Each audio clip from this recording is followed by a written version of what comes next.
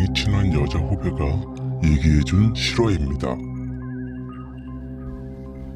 그녀의 4살 된 여자 조카가 어느 날 영문도 모르게 매우 아팠다고 합니다. 갑자기 아이가 온몸에 열이 펄펄 끓어오르고 밥도 제대로 먹지 못하고 시름시름 앓기 시작했습니다. 아이의 엄마는 아이를 데리고 병원 이곳저곳을 다 다녀봤지만 의사들이 아이에게 어떤 이상 징후도 없다고 말했습니다. 의사들은 모두 하나같이 며칠 편하게 쉬고 나면 아이가 나아질 거라고 얘기했습니다. 하지만 아이가 2주가 지나도록 나아질 기미가 안 보였답니다. 그래서 엄마는 그 아이를 다시 이곳저곳 병원으로 데려갔지만 이전과 마찬가지로 의사들은 아이에게 어떤 질병도 찾을 수 없었다고 합니다. 그 아이의 엄마는 아이가 혹시 불치병에 걸린 것이 아닌가 하며 너무 걱정돼서 주변 친구분들이나 지인들에게 잘 아는 유명한 의사가 있는지 수소문했답니다. 그러다가 그 엄마의 어떤 친구 한 분이 뭔가 이상한 것 같다고, 그러니까 혹시 아이가 어떤 나쁜 영에게 씌인 게 아닐까 하고 조심스럽게 말을 꺼내봤답니다. 그 말을 들은 아이의 엄마는 처음에는 불같이 화를 내며 말도 안 되는 소리 하지 말라고 했답니다. 그 친구분은 미신도 잘 믿고 자주 점집을 다니고 무당에게 찾아가서 자신의 운명을 물어보기 좋아하는 분이셨습니다.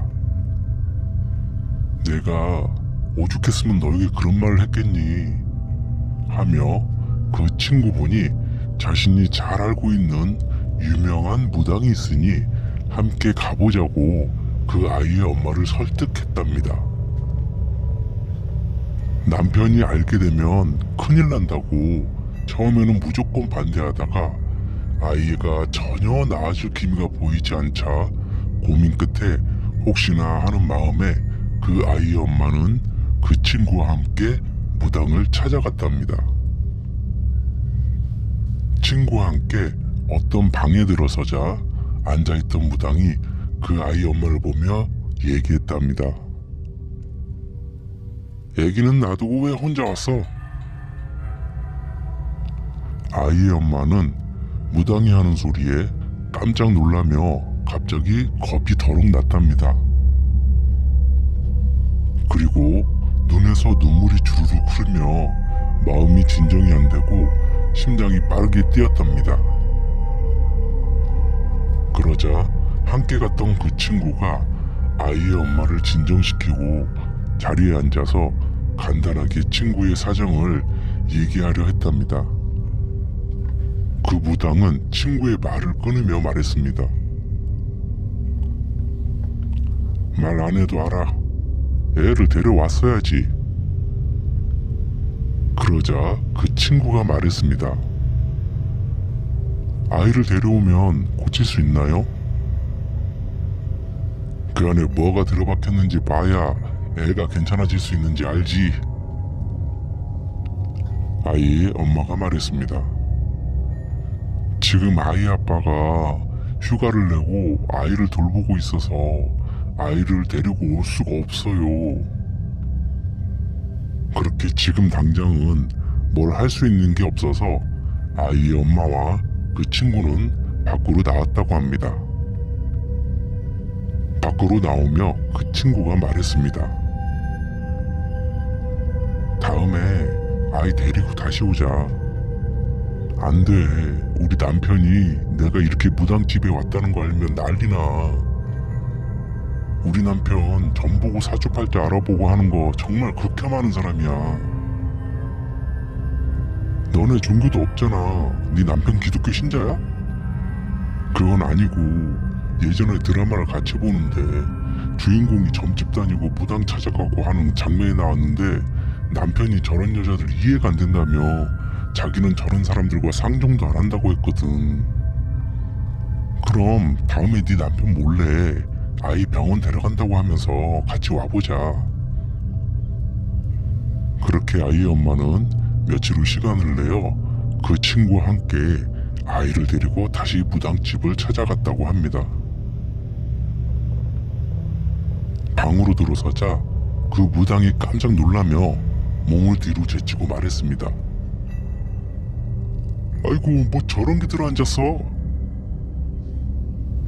그 무당은 아이와 아이 엄마를 내보내고 멀리 밖에서 기다리라고 말했습니다.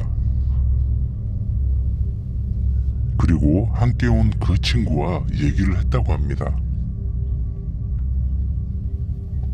저 안에 할매가 들어앉았는데 아주 독한 할매야. 예전에 잘 나가던 무당 할매 말이요. 그럼 어떤 방법이 없을까요? 구슬해야 하는데 저 정도 독한 것이면 그게 된다고 확실히 말도 못하겠네. 그 친구가 무당과 함께 얘기를 하고 있는 동안 아이의 엄마는 무당집 대문 앞에서 친구가 나오기를 기다리며 애를 태우고 있었습니다. 한참 후에 친구가 안 좋은 표정을 지으며 나왔답니다. 아이 엄마는 그 친구에게 어떻게 되었는지 물었는데 친구는 지금 말해줄 수 없으니 일단 아이를 집에 데리고 간 후 나중에 얘기하자고 말했답니다. 그렇게 다음날 그 친구와 아이 엄마가 밖에서 따로 만나 그 사정에 대해 말했습니다. 남들이 들을까봐 그 친구가 조용히 아이의 엄마에게 말했습니다. 너 혹시 아이 데리고 초상집 간 적 있어? 아이 엄마는 잠시 생각한 후에 말했습니다. 한 달 전인가 남편 친구가 한 명 있는데 우리가 그 친구 부부랑 굉장히 친하거든. 같이 여행도 다니고 자주 식사도 함께 하고 그래. 그런데 그 친구 어머니가 돌아가셨다고 해서 남편이랑 애 데리고 같이 갔다 왔었는데 그런데 그게 왜?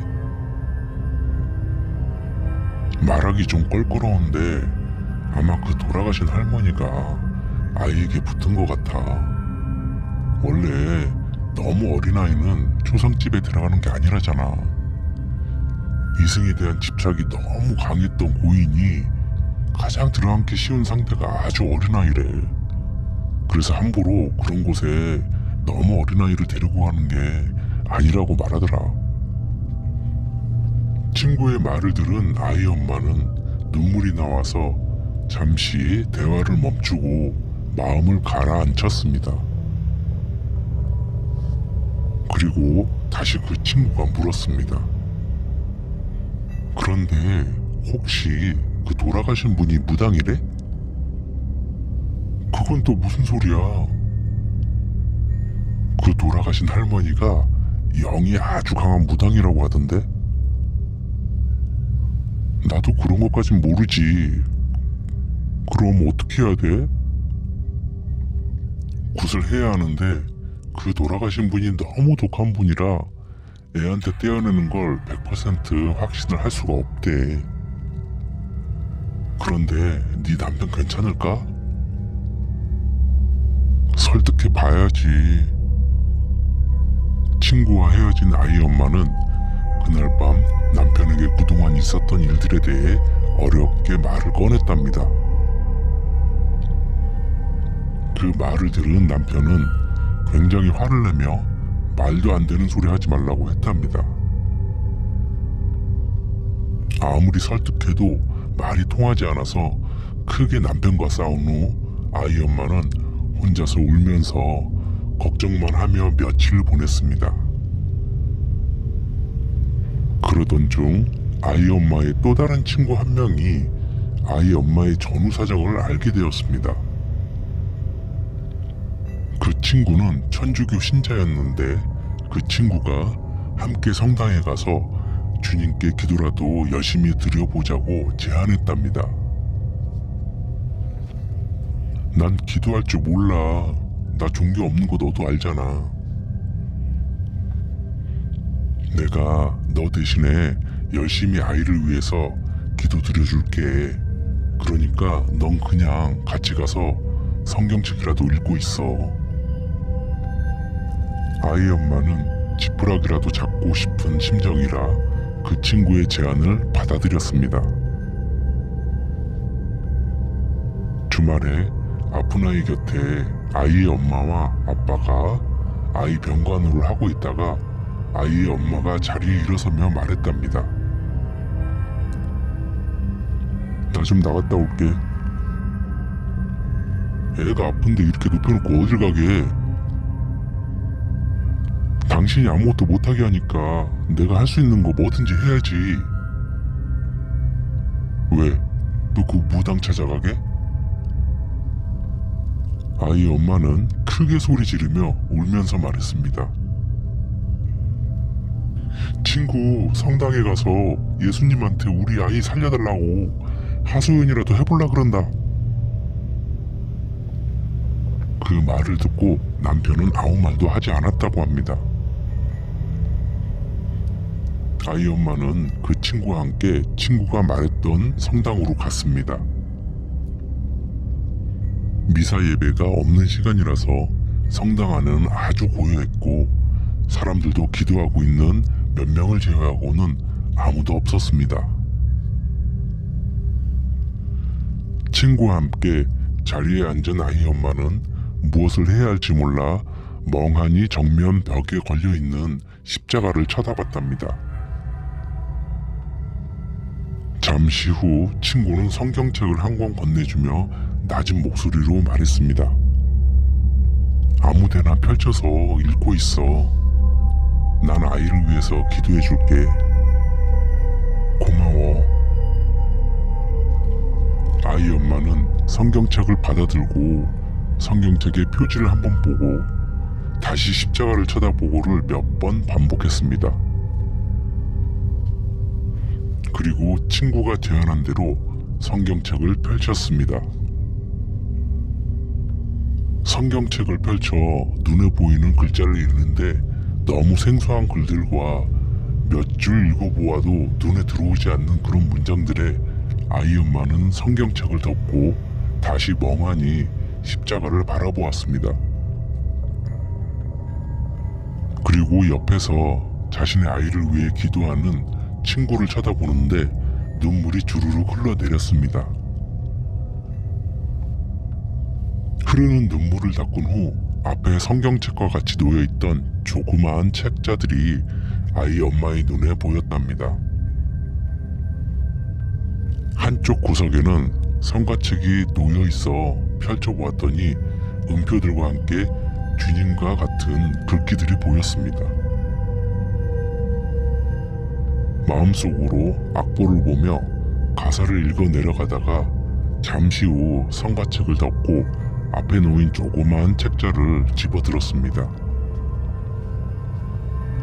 그 책 표지에는 어떤 기도서라고 쓰여 있었습니다.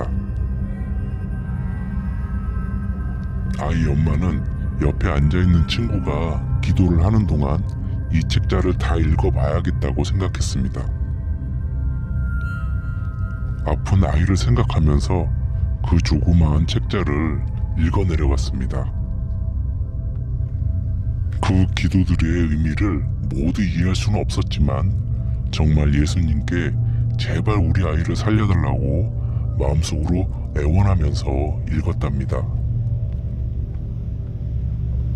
한참 후 그 책자를 다 읽어갈 무렵 옆에 앉아있던 친구가 아이 엄마를 지긋하게 바라보다가 한쪽 손을 잡고 짧은 기도를 하는 듯 보였습니다. 그 조그마한 기도 책자를 다 읽은 아이 엄마는 책을 덮고 조용히 제자리에 얹혀놓은 후 자신의 아이를 위해 자신의 한쪽 손을 움켜잡고 기도하는 친구에게 너무 고마움을 느꼈다고 합니다. 그리고 아이 엄마는 다시 십자가를 바라보며 마음속으로 기도를 드렸답니다. 예수님, 우리 아이를 살려주시면 제 평생 예수님만 믿고 살아갈게요. 제발 제 기도를 들어주세요. 모든 기도를 마친 친구와 아이 엄마는 성당에서 나와 집으로 가며 이러한저런 얘기를 했습니다. 우리 딸 위해서 이렇게 기도해줘서 고마워. 너무 걱정하지 마. 좋아질 테니까.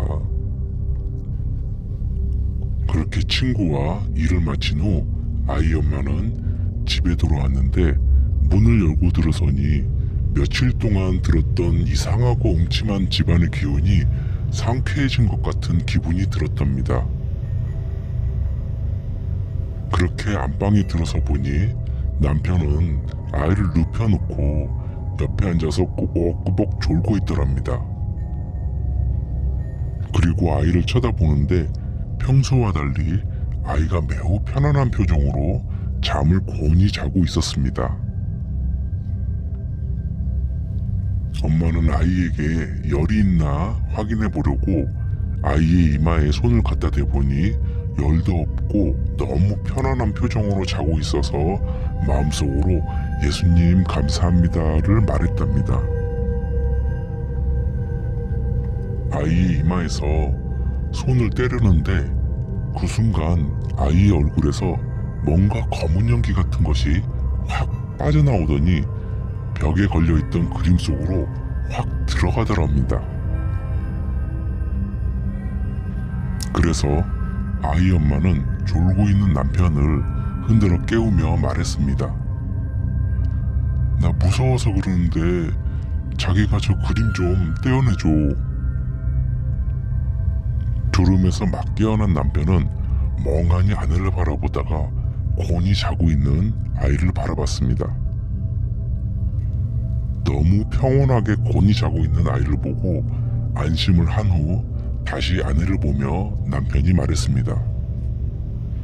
무슨 소리야? 무섭다니? 저 그림 말이야. 남편은 아내와 함께 아내가 가리키는 그림 앞으로 다가갔습니다. 그리고 그 그림을 들여다본 두 사람은 너무 놀라서 잠깐 뒷걸음질 친 후 남편이 그 그림을 벽에서 떼어내어 바로 밖으로 나가 불에 태워버렸다고 합니다. 그 두 사람이 본 그림 속에는 자신들이 얼마 전 다녀왔던 소상집에 영정사진에 있던 늙은 노파의 모습이 희미하게 남아있었다고 합니다.